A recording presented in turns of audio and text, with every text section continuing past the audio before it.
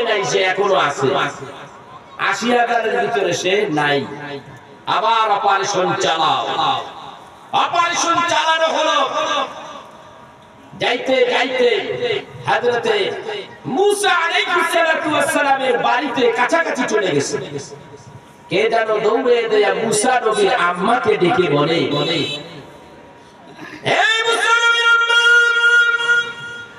আপনার সন্তান হযরতে মুসা আলাইহিস সালাতু ওয়াস সালামকে হত্যা করার জন্য রাজ দরবার থেকে প্রহরী আসতেছে। এই মুহূর্তে আপনি কি করবেন? জলদি করেন, না হয় আপনার সন্তানকে মেরে ফেলা হবে, একেবারে পৃথিবীর থেকে উঠিয়ে দেওয়া হবে, শেষ করে দেওয়া হবে। মুসা নবীর আম্মা তখন উঠানের ভিতরে একটা চুলার মধ্যে রুটি ভাজতেছিল। এই সময় এই বাচ্চাখানা কোলের মধ্যে নিয়ে একবার ঘরে যায়, আবার উঠানে আসে, আবার ঘরে যায়, আবার উঠানে আসে। কি করি গো, কোথায় লুকাইয়া রাখি? ওই সময় ওই চুলার ভিতর থেকে আগুনের জবান খুলে যায়। ডাক দিয়ে বলে, মুসা নবীর আম্মা, তুমি আমার ভিতরে চুলার ভিতরে রেখে দাও, চুলার ভিতরে রেখে দাও। মুসা নবী আম্মারে রেখে বলে, তুমি যদি কোন জায়গায় লুকাইয়া রাখো, তারা খুঁজিয়া খুঁজিয়া বের করে ফেলবে। আর এই চুলার ভিতরে যদি রেখে দাও, তাহলে এই চুলার ভিতরে কিন্তু খুঁজতে আসবে না, যেহেতু এর ভিতরে জ্বলন্ত আগুন ধাউ ধাউ করে জ্বলে। মুসা নবী আম্মা ডাক দিয়া কই, জীবনে শুনি নাই আগুন মানুষের মতো কথা বলে। যাক, এত কিছু ভাবার সময় নেই, জানতে চাই আমার কলিজার ধন, বুকের ধন, আমি যদি এই চুলার ভিতরে রেখে দেই, তাহলে কি ওকে পুড়ে মেরে ফেলবে না? তোমার তো কাজ জ্বালিয়ে দেওয়া, পুড়িয়ে দেওয়া। বলে পয়গম্বর হবে তোমার সন্তান, একে জ্বালাবার শক্তি আমার নাই, তুমি আমার ভিতরে রাখো। দেখে মানুষ একেবারে কাছাকাছি চলে আসছে, কি করবে? জলদি করে চুলার ভিতরে রেখে দিছে, উপরে একটা কিছু দিয়া চুলার উপরে রেখে দিছে, যারা দেখা না যায় আগুন জ্বলতেছে। ফেরাউনের সৈন্যের সমস্ত এরা গোটা বাড়ির মধ্যে খুঁজিয়া হয়রান হয়ে গেল, কিন্তু পায় না। আছে কোথায়? উঠানের সেই চুলার ভিতরে, ওইখানেও যায় না। চুলার ভিতরে আগুন জ্বলে, কি দেখার আছে? কথা বল না, কাছেরই কিছু, কিন্তু ওইটার মধ্যে মুসা নবীরে রাখা হয়েছে।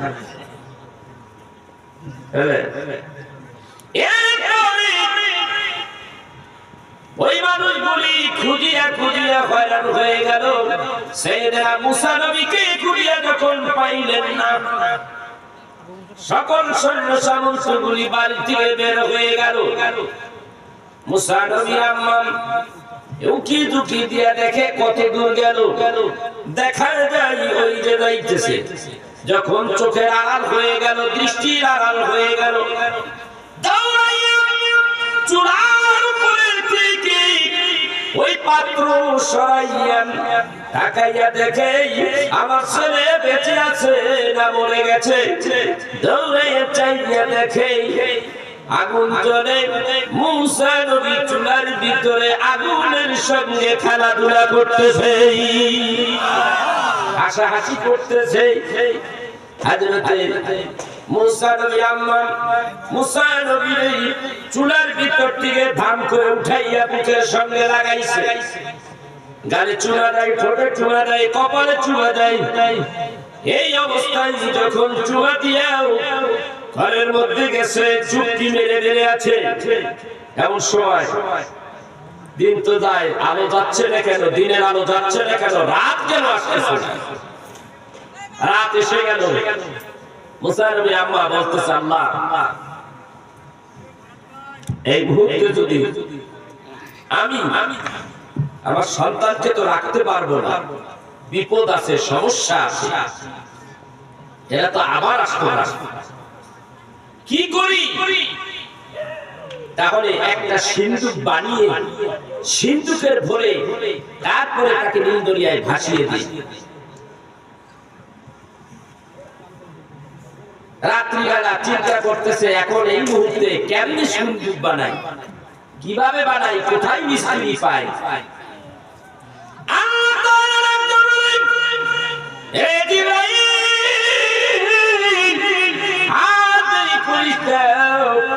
এখন জলদি করেই মুসা নবীর বাড়ির দিকে চলে যাও, কিন্তু তোমার এই সুরত থাকবে না, এখনকার সুরত হবে একটা লুঙ্গি পরো, একটা ময়লা যুক্ত জামা পরো, মাথার মধ্যে হয়তো ভাই একটা গামছা বা একটা রুমাল বাঁধো, এরপরে একটা গাঁঠুরির মধ্যে একটা করাত ভরো, আকুল ভরো, বাটাইল ভরো, কিছু তার কাটা ভরো, এইগুলি ভরিয়া মুসা নবীর বাড়ির সামনে দিয়া বলতে থাকো, মিস্ত্রি লাগবো, মিস্ত্রি লইবেন নি, মিস্ত্রি লাগবো, মিস্ত্রি, এইরকম বলতেছে আর হাত মারতেছে। কেডা? মিস্ত্রি। আসলে কি এটা মিস্ত্রি? এটা কি? জিবরাইল। আল্লাহ তাআলা বলে দিলেন, এমন সময় উনি কি কইভাবে বলতেছে, মিস্ত্রি লইবেন নি, মিস্ত্রি লইবেন নি। মুসা নবীর আম্মা ডাকতে কয়, ও মিস্ত্রি সাহেব একটু দাঁড়াও, আমার বাড়ির ভিতরে আসো। এত রাত্রে কোথা থেকে আসলাম? বল অনেক দূরে কাজে গিয়েছিল, ওখান থেকে ফেরার পথেই আগামীকাল কাজ করব, সেই জন্য একটা হাত মারিয়া যাই। আগামীকালকে কোনো কাজ নাই, এই জন্য একটা হাত মারিয়া যাইতেছিলাম, আপনার ডাকটা পাইলাম, এই জন্য দূরে এসেছি। আপনি মনে মনে কয় আপনি ডাক দেন, আমিও ডাক দিব, আপনি আমার ডাক দিবেন, এই দিকে চাইছি।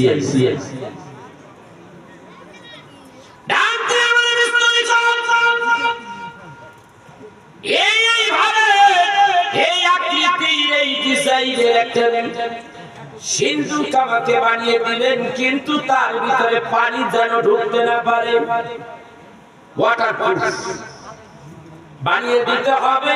কত সময় লাগবে আপনি আমাকে বলুন, দাম নিবেন কত?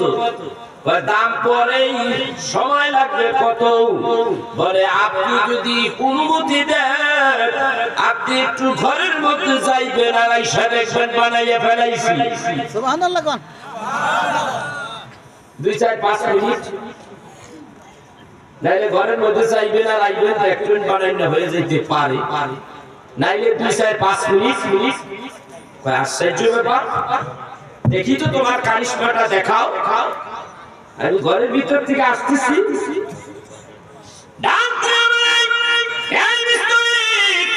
এই সময় কোথায় থেকে আমি তার কাটা পাবো, কাঠ কোথার থেকে পাবো? বলে সব ব্যবস্থা করেছি আমি, আমার কাছে আছে। আল্লাহু আকবার বলবেন না? নুজহাতুল মাজালিস কিতাবের মধ্যে রেখে সব আমার কাছে আছে। আরে ঠিক আছে, একটু বানাইয়া দেখাও তো দেখি। বলে আচ্ছা, আপনি ভিতরে যাইতে পারেন। মুসা নবী আম্মা একটু ভিতরে গেলেন, আবার ভিতর থেকে একটা চক্কর মেরে ঘরের ভিতর থেকে বাইর হইয়া দেখে জিবরাইল কাঠগুলি এইভাবে ধরে আর বাস করে, যেখানটা ধরে ওইভাবে ভেঙে যায়, বাঁকা করে ওইভাবে যেইভাবে করে ওইভাবে থাকে। 2-4 মিনিটের মধ্যেই সুন্দর একটা সিন্ধুক বাক্স বানিয়ে ফেলেছে। মুসা নবী আম্মা আয়েশা দেখে বাক্স রেডি, সিন্ধুক রেডি।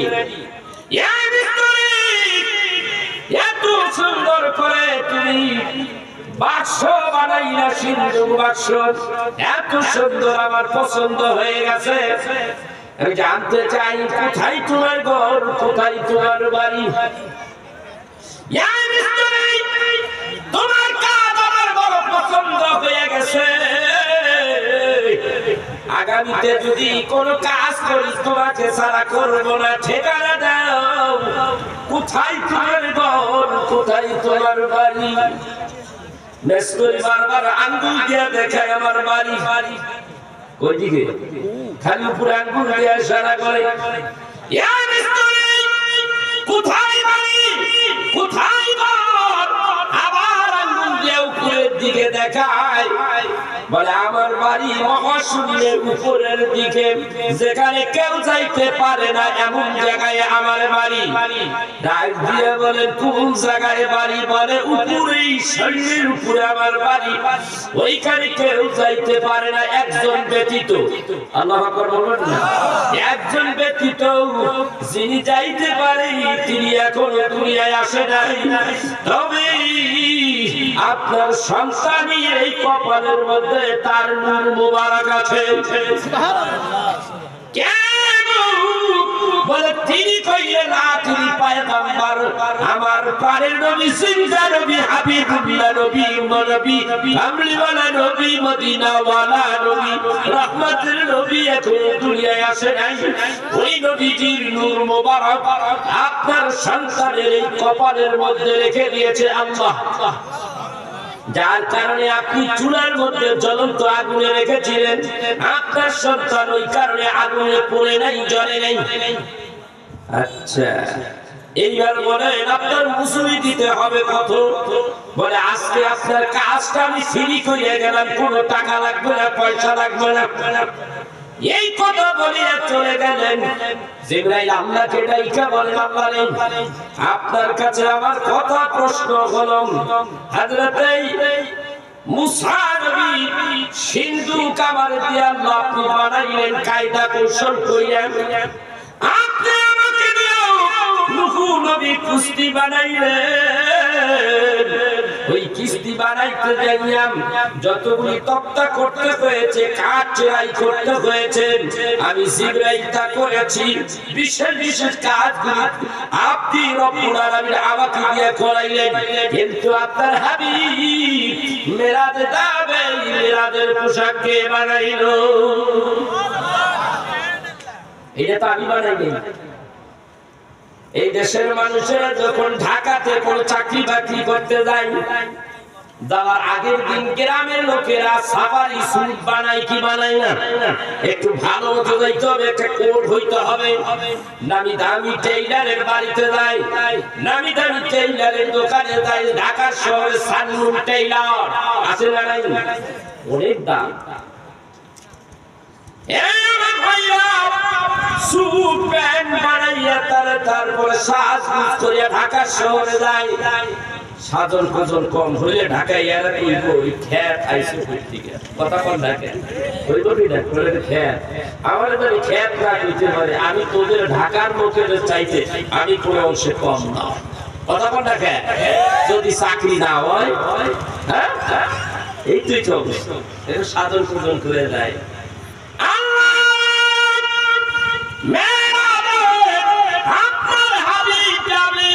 আমি জানতে চাই মিরাজের পোশাক কবে বানাইলেন, কারে দিয়া বানাইলেন?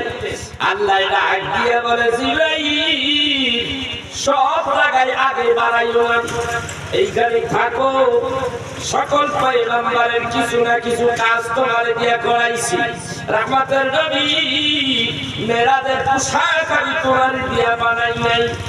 এই দুনিয়া সৃষ্টি করার আগে একদিন নাই, দুই দিন নাই, আমি 50,000 বছর আগে আমার হাবিবুল্লাহ নবীর মেরাজের পোশাক বানাইয়া রেখেছি। আমি শুধু ইচ্ছা করছি পোশাক হয়ে যাবে, আমি আল্লাহ ইচ্ছা করছি অমনি 3টা পোশাক বানিয়ে ফেলেছি। ইচ্ছা করেছি আমার হাবিবুল্লাহ নবীর জন্য বোরাক বানাবো। আমি একটা না, দুইটা না, আমি 70,000 বোরাক বানিয়ে ফেলেছি আমার হাবিবের জন্য। 70,000 বোরাক। বোরাক কয়টা দরকার? 70,000 না একটা? কথা কন না, একটা দরকার। কিভাবে